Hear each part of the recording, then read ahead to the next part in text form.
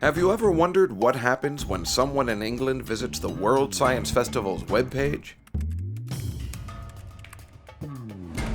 First, their computer needs to ask the World Science Festival server for a copy of that webpage. The computer sticks this request into a virtual envelope called a packet, wrapped with specific information about that request, including the World Science Festival's IP address. The computer sends this packet out of the house and below the street via large underground copper wires. It passes through small regional networks before ending up here at Telehouse North in London. Telehouse North is England's main internet hub. The IP address on this packet tells the hub that the World Science Festival server is actually in Los Angeles. So Telehouse North sends the packet out as light across the Atlantic, over fiber optic cables buried deep beneath the ocean.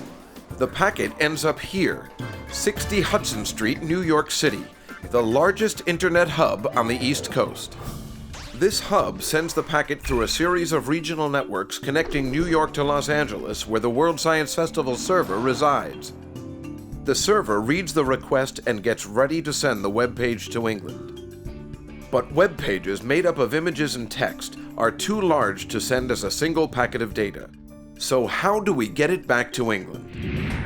Imagine a group of 5,000 tourists visiting New York City in a single gigantic tour bus.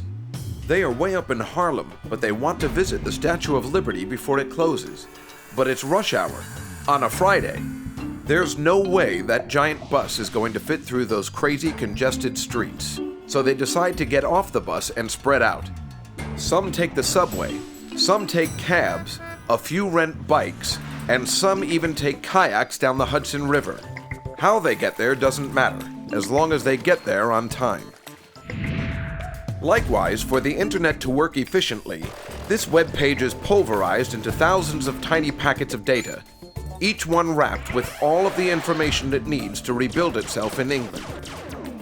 The packets are sent to LA's One Wilshire hub, which checks the traffic report before sending them off. Through miles and miles of land they travel, checking in through different hubs. Like our New York City tourists, those packets don't care how they get there, as long as they get there as fast as possible.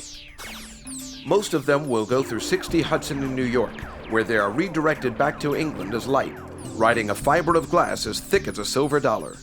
Then back on copper wire, through regional British networks, until all the packets reach their destination and this epic journey, it all happens in about a second, along with trillions upon trillions of similar journeys that happen each and every day on this remarkable, easy to take for granted network of networks we call the Internet.